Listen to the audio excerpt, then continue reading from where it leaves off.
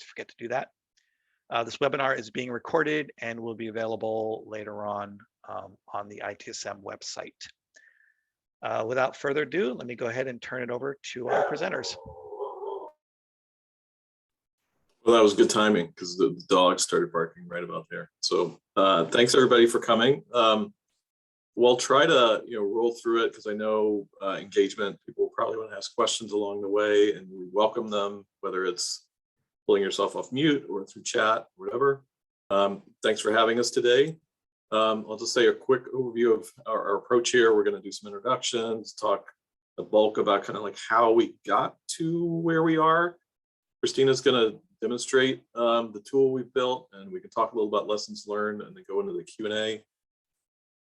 So I'll introduce myself and then let Christina introduce herself. So I'm Larry Story. I work at the University of Minnesota. I am both a product manager and a business relationship manager. I work in the Office of Information Technology, which is our central IT group at the university. So Christina. Hi, I'm Christina Goodland. I work in the same office as Larry, but I am a product owner of Atlas, built in Drupal, and some other websites, such as the Accessible U website. Awesome. So I'll talk a little bit about our journey here. So the concept behind what we've been building is to help our broader IT community make informed decisions.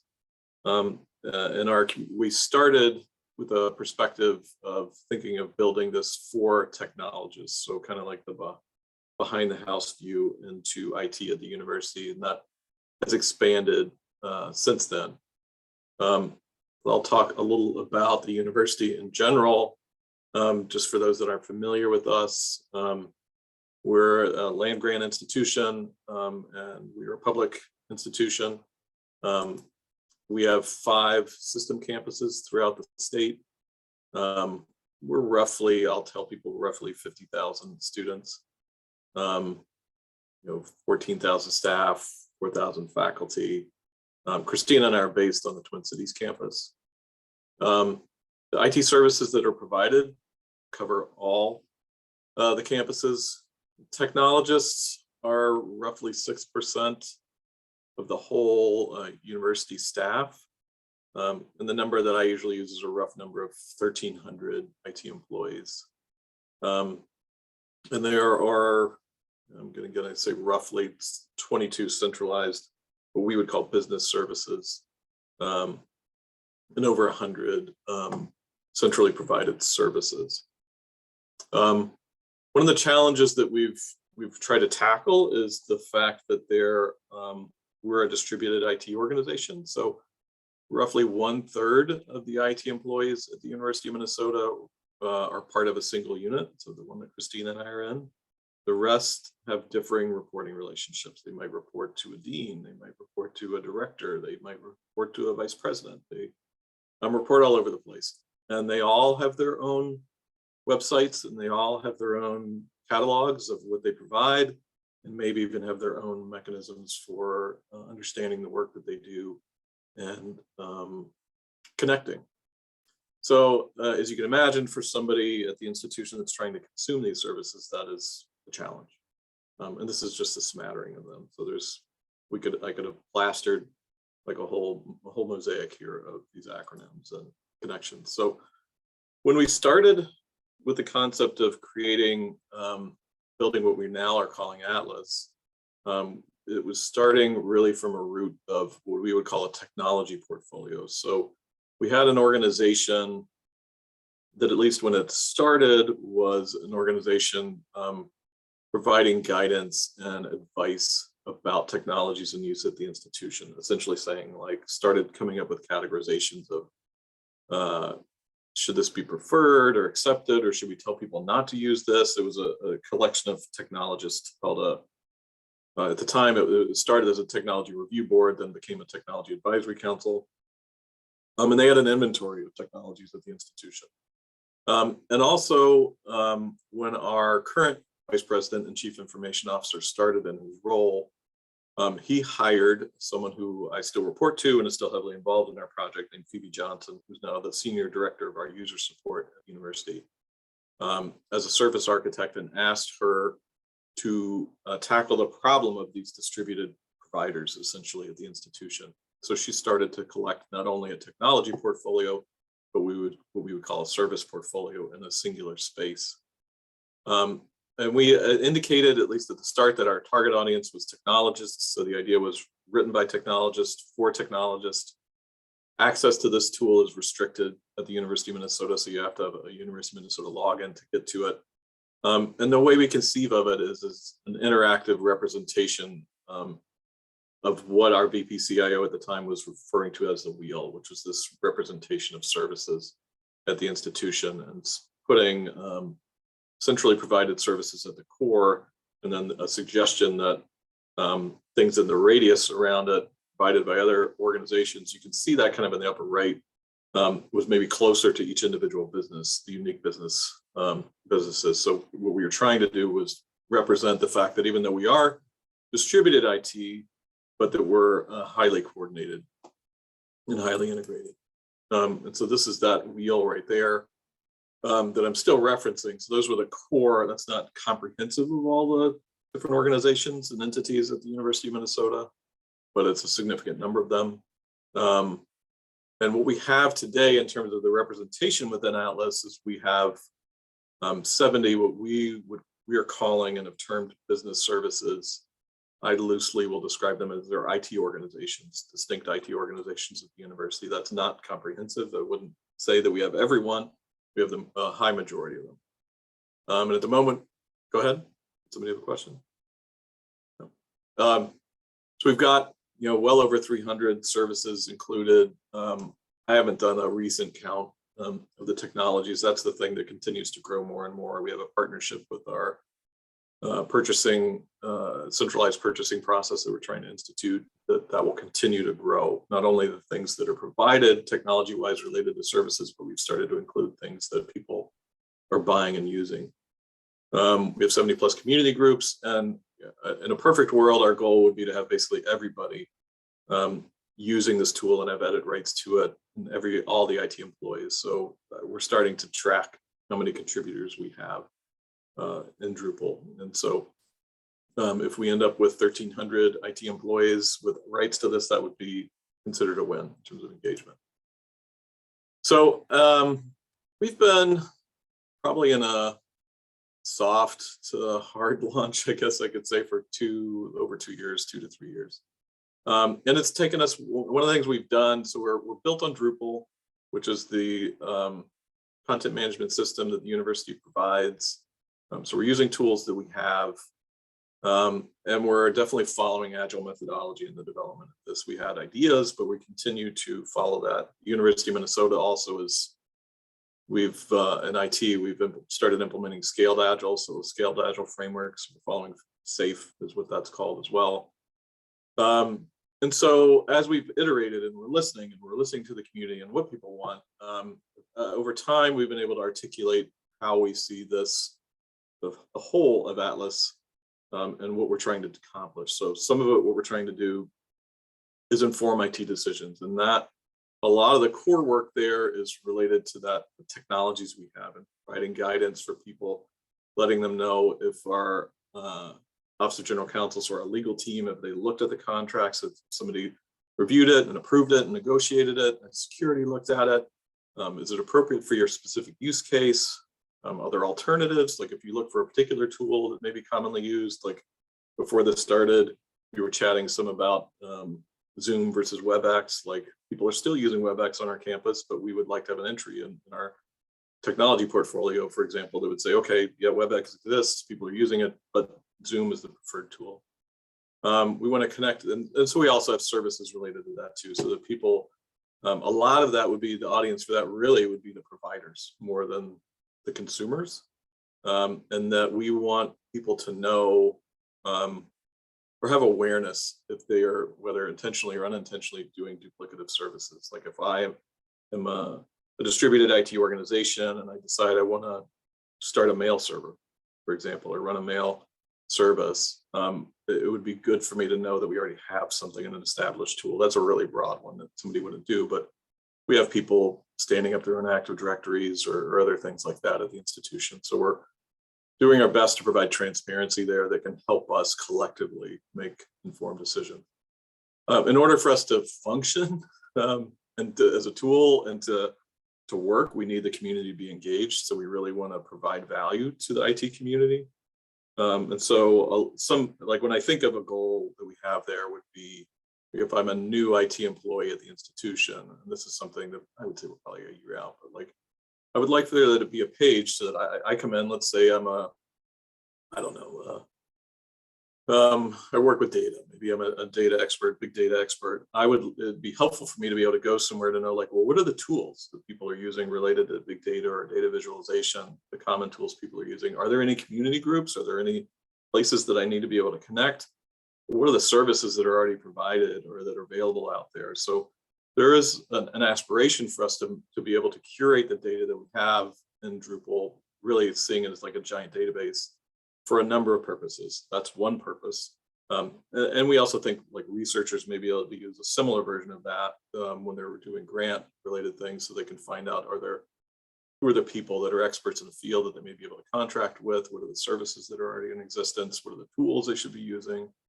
But getting that engagement from our IT community and providing value to them is really important. Like if they go somewhere else to share this kind of information or do this kind of work, then that lowers the value we're adding here. And we do have an institutional goal of supporting service maturity. So when I think about some of the challenges we had there was when we went around speaking to and chatting with these organizations across the institution, a major challenge and a hurdle for us was people were at different spots. The example I use regularly is one of our larger IT organizations, our biggest college, wanted to say they have 3 services. Very generic, saying that their services are they support research, they support teaching, and they support I forget what the other one is, maybe innovation. Very rough, definition of services versus another organization that we went to, smaller organization, a team of I think maybe 3 people. Even though their services are available system wide, they gave me a list of like 50 things that they did at a very detailed level. That also, so there was a need to kind of reconcile and come with common language and common template for folks, and that's challenging. So I'll talk real quick. I'll try to do fast so we can get to the demo about this informing IT decisions. So a lot of this in my mind is related to the technology side of this. So we're partnered with a purchasing project. And so when I think about the long-term vision that we have here would be, if I'm an IT decision maker, and so that's the term we've been using in this space, which means not only a technologist, but somebody who might be buying something or acquiring something, making a decision related to IT, which ultimately relates to all of us. But I want to be able to go to this tool that we've built, put in whatever it is, Grafana, which is something I know people are investigating in our institution right now. And I want to know, has anybody already bought it?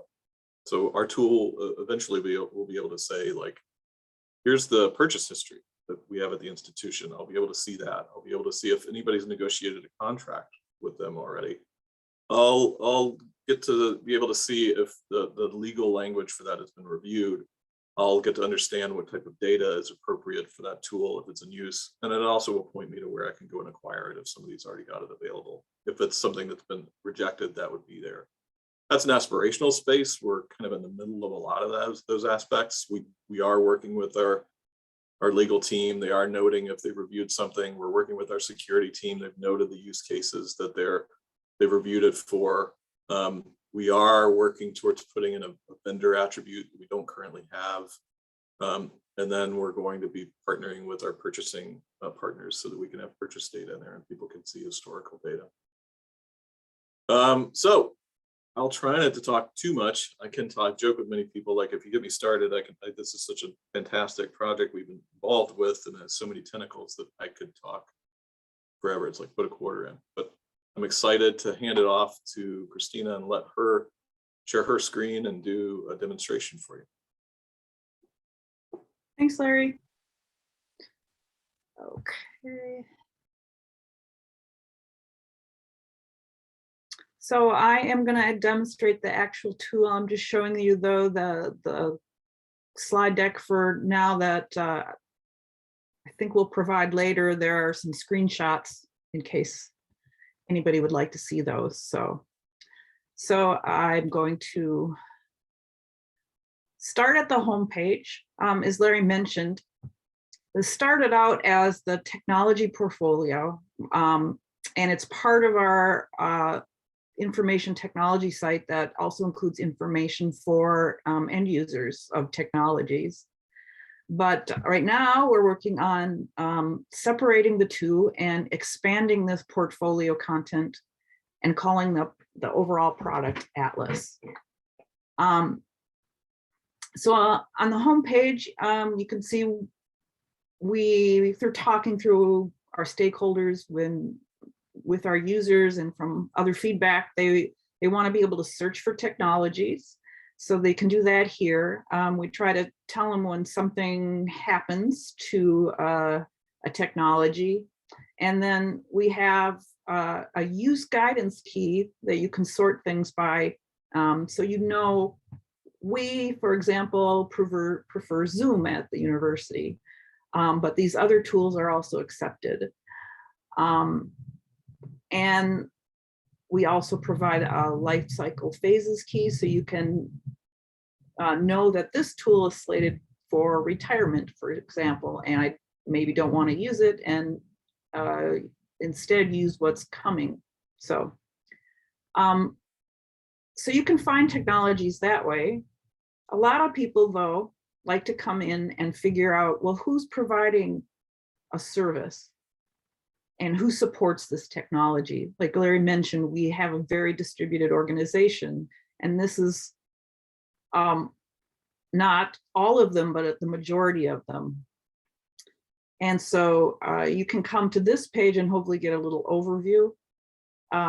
If you expand it, you get a little overview. This is what we call a business service, this academic support resources information technology. So it's a business unit. They provide IT services in these different service areas, such as custom web development and non-student administration. And then certain technologies support that. Now you can click in and see what we call a service offering page. And this really functions as a service level agreement. So we provide information about the service and who it's available to, support pages. So, and what you need to do if you're going to provide it for users in your unit, things like that. And then there's also service operations information. And so that includes things like plan changes and who is on the team. And these will in the future be linked to hopefully profiles of actual team members. And we also try to give people a sense of who the service owner is so they can contact them if they have information, not for support, but about browsing, about consuming that service. I'm going to show you now a technology page, kind of the meat of the technology portfolio. And if you compare this, so we have pages on the IT site that are aimed at end users, and you can see they look very different. And if you would read this, hopefully they are written very differently for a non-technical audience. But if you go to the technology portfolio page, you get content for technologists. So it includes a brief description of what it's used for. And then right away tell you if this is something that is preferred at the university, or you might want to think about it because it's in a different category, and if it's currently available or not, what other phase it's in. We've got information about who provides it. So in this case, there are 2 colleges or departments, and who it's available to.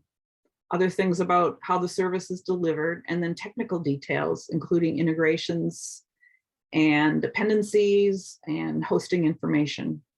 And then hopefully some sort of data about how the service is doing. You can also then find things that are related, all technologies that are related to the service offering, or we've got these category tags that are based on the ECAR standard. So you can find similar service offerings and technologies. By the way, as a contributing author to the paper, I appreciate you calling it a standard. It's Okay, really more sorry. of a framework, but sure. Framework. Yes. I gotta just jump in real quick. This is really, for us ITSM folks, this is the kind of bread and butter of what we try to do, is to just be able to, you know, put in one area all of our related components. So I'm smelling elements of the CMDB, right? I'm smelling elements of service offerings and a service catalog. This is just excellent, and I'm sure hopefully the audience feels the same way, and we get some good chatter afterwards. I'm curious about involvement with the ITSM teams and the service owners and maybe the platform owners in the future. So I'll hold off, but I got to say, this is I'm really thrilled about this, what you're doing here. Thank you for that. I just have a couple more things that I was going to show. We just started, we spent, Larry mostly spent the last couple of years really drumming up support for this and doing a great job getting all the business units that we have managed to get to provide content. And now we're trying to make the tool easier to use while we expand it. So we just implemented this page where we're hoping to help inform decision-making more by allowing you not only to search for technologies and to see an A through Z list, I didn't show you that page, or to drill down through the services themselves, but you can filter by different criteria. So you can see all the things that are preferred. You could also see all the things that are preferred and available currently, and then you could narrow it by one of those categories tags that I talked about. And now we've added this where it's additional information. Can you use it in our healthcare component or not? Has it been reviewed by our Office of the General Counsel? Has our information security group reviewed it, and what do they say about it? So for example, I'm going to select OGC reviewed, conditional, and UIS reviewed, and then you get results, hopefully in a card view, but we've tried to make them a little easier to consume by giving them right away some indicators of, should you use this, and what do you want to consider, like has UIS reviewed it, etc. So for example, if you can then go to that technology page, for example, deduce, and that use guidance information is in the right sidebar. So you can find out for this particular technology, the Office of the General Counsel reviewed it and said, you can use it, but you can't use PHI or PII information in it. Could also find out that the UI, the Information Security Group has reviewed it and they want you to contact them for more information. And who's responsible for like updating this? Is it the team? I mean, obviously, and is this on a review cycle where somebody is reviewing the information and keeping it up to date? I'm sure there's lots of hands in this, or who ultimately reviews this each time. You mentioned General Counsel, and those are things that we're trying to keep up to date on. Did get something get reviewed, and how often is that? You know, is the information staying up to date? I guess pretty well is my question. Well, for the technology listings themselves, we try to hold, well, quarterly or maybe more loosely, 3 times a year, meetings with our contributors. They're pretty well attended to get them to update the content, but we're also starting a cadence of contacting people on a rolling basis and helping them if they want it. Yeah, so Marty, to your question, I think there's the core, and often I'll refer to this aspect of what we're doing as like a clearinghouse. So there's like the core elements, making sure the basic information about, in this case, like if somebody was responsible for deduce, that they were updating. Like if I'm somebody that's responsible for it, we're updating, and those are kind of our key constituents. And then we have partner organizations. And those have started really in terms of like Christina and the team have done a really great job of figuring out how to allow those folks to their own, like in this case, the Office of General Counsel has representatives that go in and they note. Our University Information Security team goes in and they do that themselves and they make those notes. But we don't have enough data at this point where we would be able to confidently say, here's how they're making sure that they're keeping those things up to date. We have had those conversations with them. So like the Office of General Counsel are debating, do they look at things every 2 years? Do they review, make sure it's up to date? And those will probably be a group by group decision. We may have some over time, what we would recommend, but we also know institutionally, and I'm sure we're not alone in this, but we have limited capacity, right? So, I mean, an example I'll use, which is unrelated, but in my mind related, like capacity issues, where when I first started talking with our health sciences team, so there's a team in there they're for fee, and so anybody can come to them and they will build a custom application for them. And so there's a lot of need in the health sciences space. If I remember right, they had 180 custom apps that they had developed, they maintained. And I chatted with them about like, yeah, we would like all of those. And I also need to recognize in their case, like they might have to hire an individual just to put the entries in and maintain them. And that wasn't realistic. So we had to kind of reconcile. A lot of what we've had to do is do that kind of dance with folks about what capacity they have to maintain the data so that it's valid and updated and relevant. And then also kind of what our community might say they would aspire to.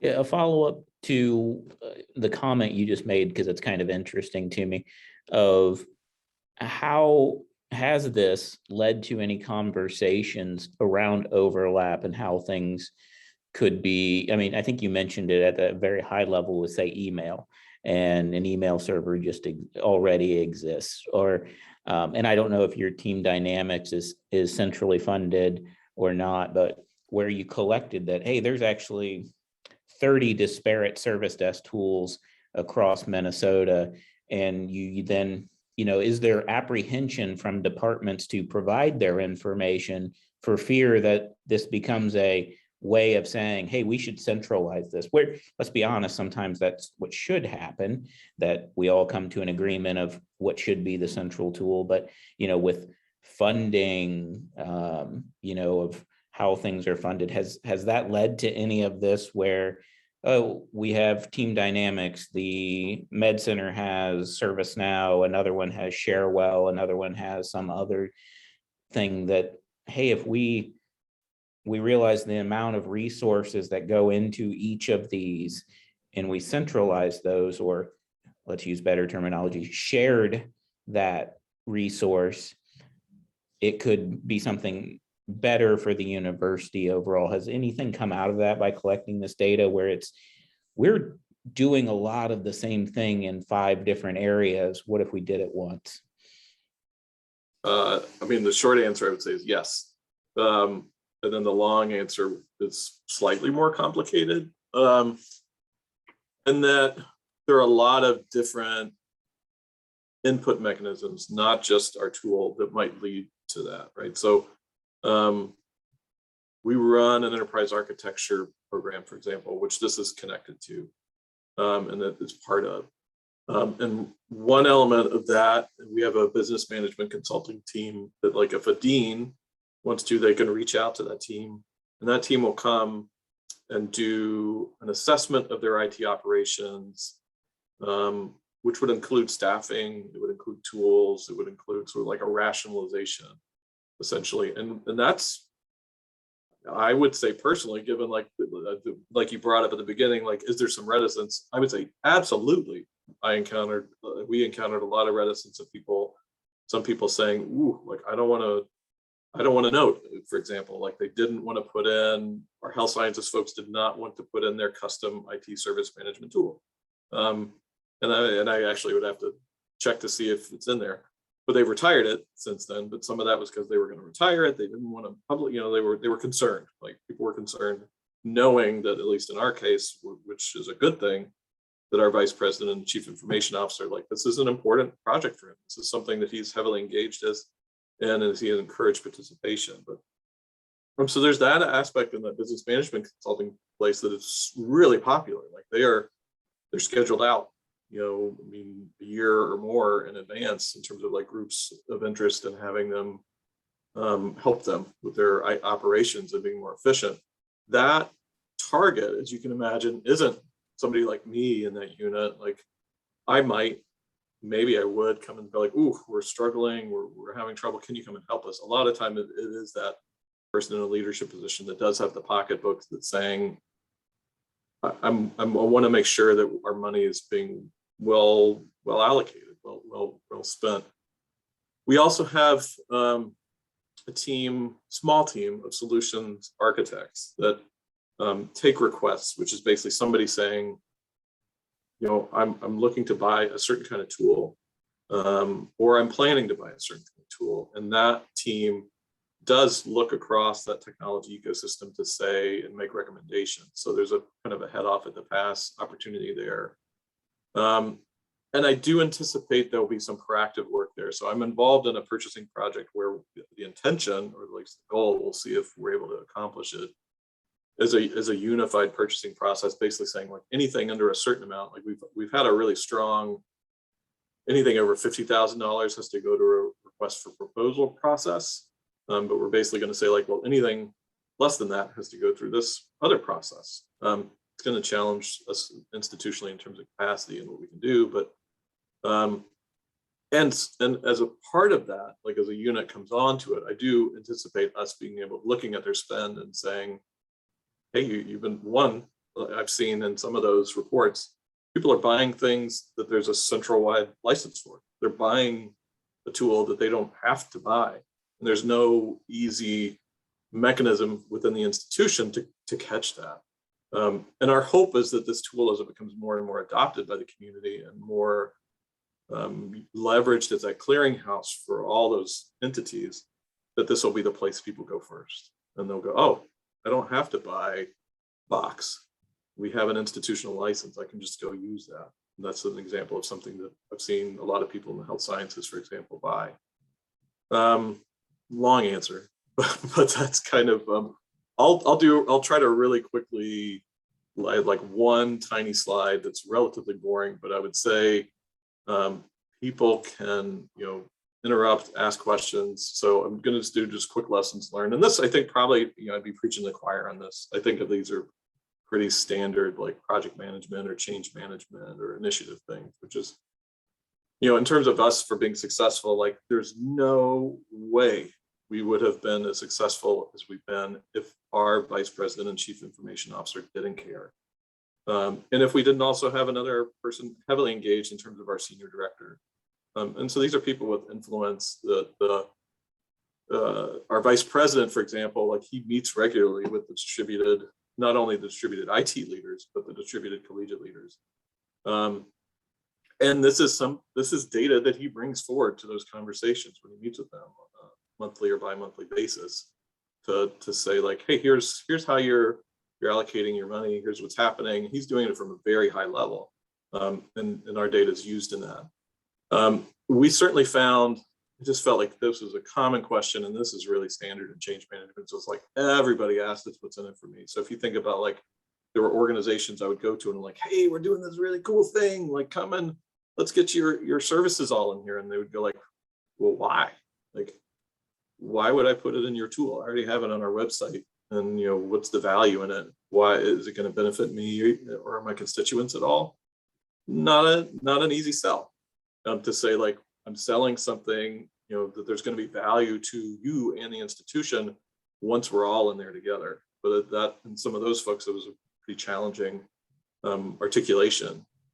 And then at least to get people to do it, like we tried not to boil the ocean to begin with. And,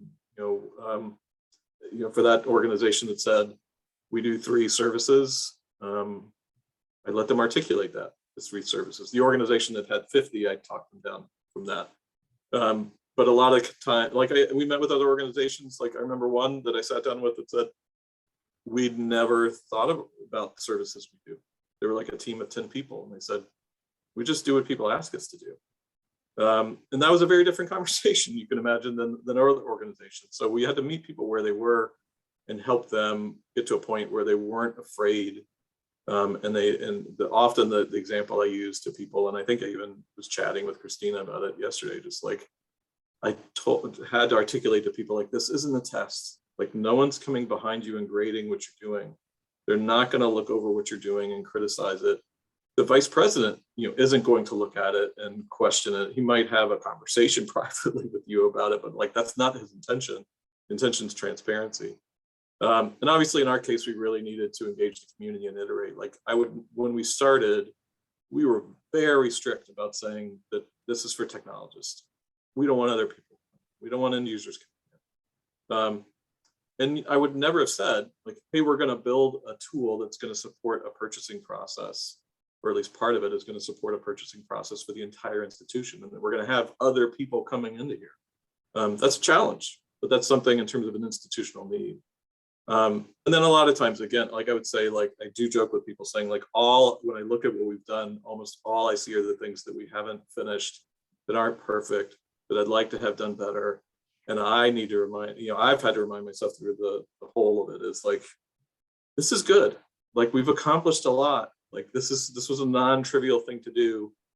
And that just because we haven't done everything, that we don't have everything in the institution, that it still is a positive thing. And I'm really encouraged by the fact that we're referenced often, and the fact that the purchasing folks reached out to us saying, hey, we know you have this tool. We'd like to start leveraging it. Are you willing to partner with us? So these are all positive things. I'm going to stop sharing just so people can ask questions if they have.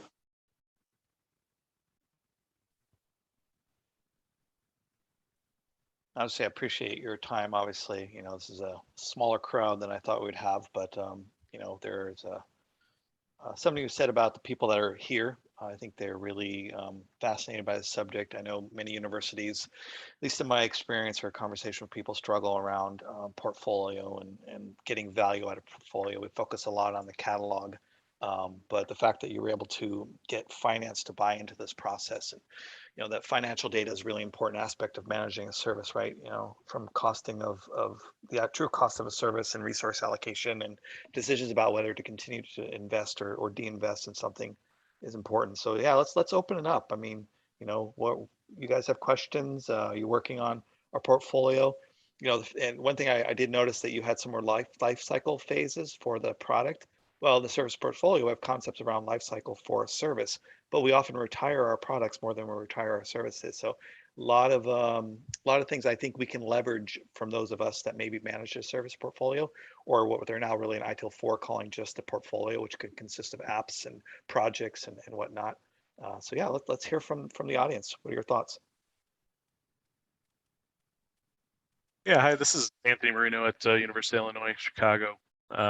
We also just deployed Team Dynamics actually earlier this year at this point, and we are just starting to try and open the doors essentially for all of our edge IT units and other administrative units to come in to the platform. So I think that's my main question or perspective on this, is just looking at, we are starting to go down this path similarly in terms of working with these units to help them identify what services actually are and what they do and what things they offer.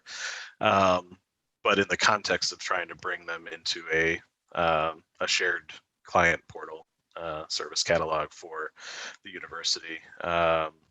And I'm seeing this, and this is amazing. And obviously, it's the way you've described it. It's to some degree internal to IT, the IT community, and just curious around thoughts on essentially overlap of effort and where there could be efficiencies, I guess, to gain with leveraging, say, the service catalog in Team Dynamics versus this kind of separate tool, and how much that information would be valuable to clients even directly. There's obviously some of those things that you've shown that are pretty IT specific. No end users really going to care much about some of those elements, but there seem to be some good things there, like what's preferred versus accepted and those kinds of data points. So just curious on thoughts and experience with that. Yeah, I mean, so am I right? So Illinois is still pretty distributed, right? Like I met with some folks in Illinois, I don't know how many years ago, because most of my career was in science and engineering here. And so my assumption is the science and engineering folks in Illinois are still running their own stuff, more or less. Is that fair? That's still distributed? and I'm at the Chicago campus, so comparing to Minnesota, we have the whole University of Illinois system, and we have our three main campuses and then some regional campuses. And we purchased in on Team Dynamics across the system. So we have kind of everybody can join it. But we just got through all the central IT units for the four main areas, system, office, and the three campuses. And we're starting to build out for the rest. We are transitioning folks that have been using our previous ticketing system to move into the Team Dynamics more complete service management solution. But there are certainly some colleges and areas that still do their own thing. And there's a wide variety between our health science colleges versus a liberal arts college and so forth. For sure. So I mean, I'll do my best to talk around the question and address it as well as I can. So like, in terms of, so when that team was migrating from ServiceNow to Team Dynamics, I had a conversation as, kind of the person moving this project forward with the service owner that's responsible for IT service management. She's the practice support service owner.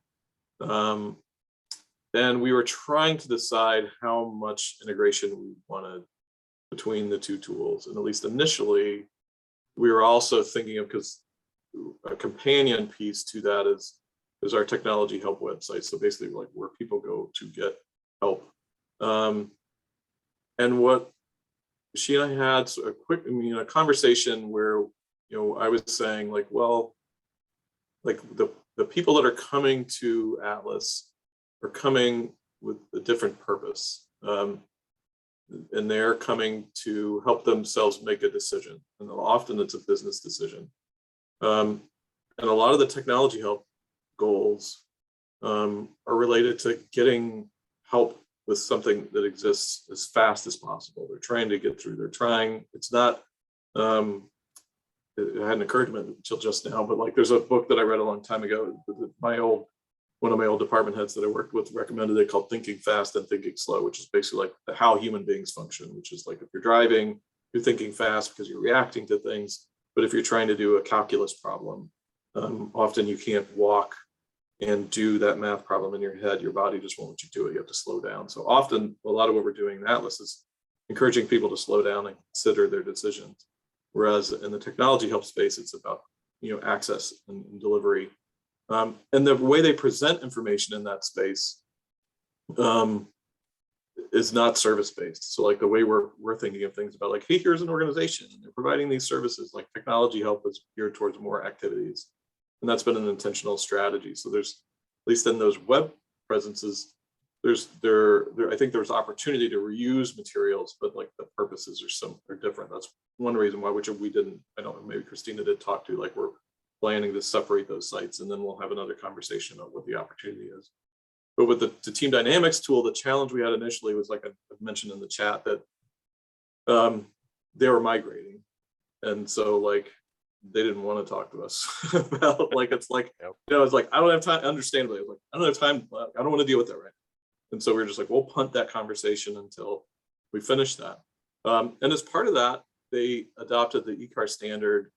And I'd have to look at it again and see how it's actually manifested versus maybe how it's written. But there were some aspects of it that kind of broke what we had in there. And I spent some time thinking of like, how would I do it? How would I align the language? And how would we make it work? And in the end, we thought, we're not going to do it right now. Maybe we'll revisit it later. We're not going to do it because we couldn't find the path to reconcile the way we had been representing things, which a lot of it, I joke with people, was like, just it's terminology ServiceNow had. Like institutionally, we adopted some ServiceNow terms and we still have them, but they're useful for our purpose and our tool. And I'll also note like when we implemented Team Dynamics, this is not my project, so I'm speaking secondhand knowledge. You know, we did do request catalog work. That work is still continuing, and there is a project now currently where that team is more proactively reaching out to organizations and encouraging them to put their services in request forms. Our College of Science and Engineering, where I spent a long time, is one of those. And that will create additional opportunities where they may ask those questions, right? Like that was some of the questions they asked us is like, well, I already have my website. Why would I put my stuff here? And they'll also say like, oh, now you're asking me to put it in Team Dynamics. Like, oh my goodness. Like, and so there may be some opportunity for us to say, yep, let's make sure we're aligned. Christina and I were just talking about that the other day. We're like, we think and Team Dynamics, they've started adding what we would call a service offering in there. Well, if that language matches ours, great. Like that's an opportunity for us to align. But at the moment, we're not. And I would say Christina and I are. You know, I don't know that I would say it's the best decision, but we're not aligned with that tool. But there is an intentionality to it about sort of.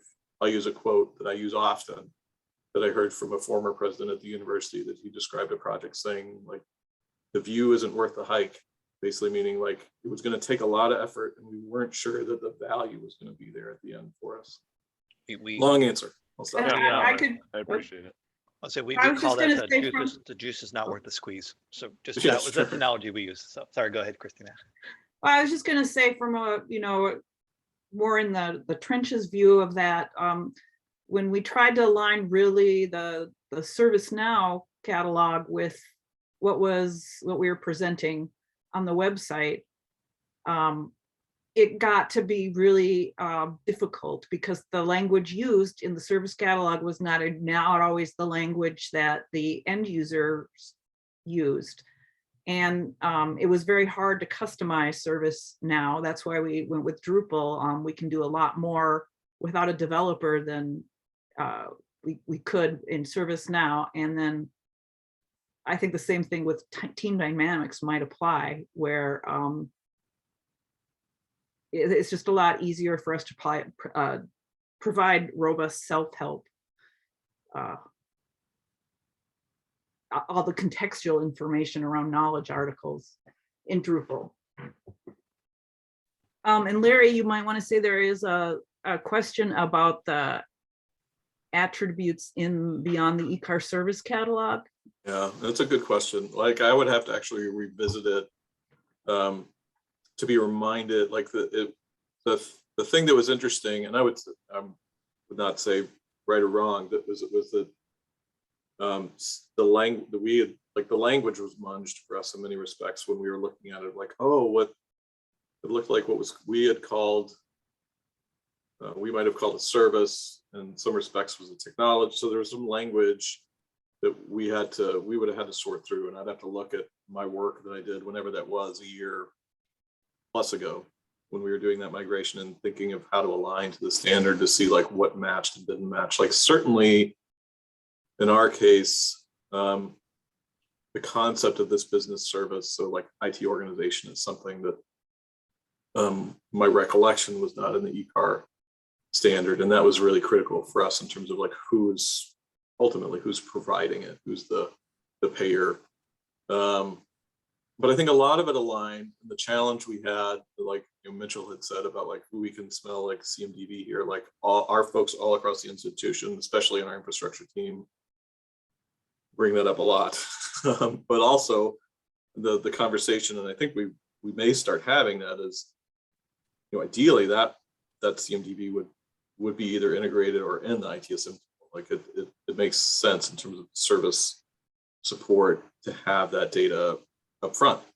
And so we'll have to have a conversation about that. Of is there some opportunity for us to consider those tools, in an ecosystem, and where they should sit and how they should integrate, and what the primary purpose of them would be.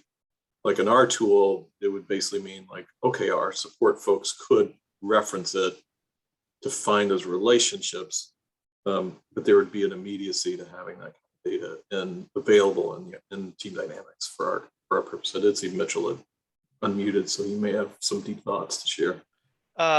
Yeah, I mean, we could probably talk for hours, I'm sure, right? But we are getting close to the hour here, so we'll have to wrap up. Hopefully, maybe we can have you for an encore, right? I think as word gets out about this presentation, and I think the value that it just brought this small group, that maybe we want to have you back for a follow-up or something. But yeah, so we are at Sure. the end of time. Thank you so much, Larry and Christina, for presenting. Contact information can be found in the slide deck. I will send this out along with the presentation in a few business days, probably after Thanksgiving, or if I get time before. So everyone, have a great Thanksgiving. Thank you for attending today. And if you have something that you want to present, just reach out to myself and we can set up something. And thank you all, and have a good one. Thanks. Thanks, everybody. Thank you.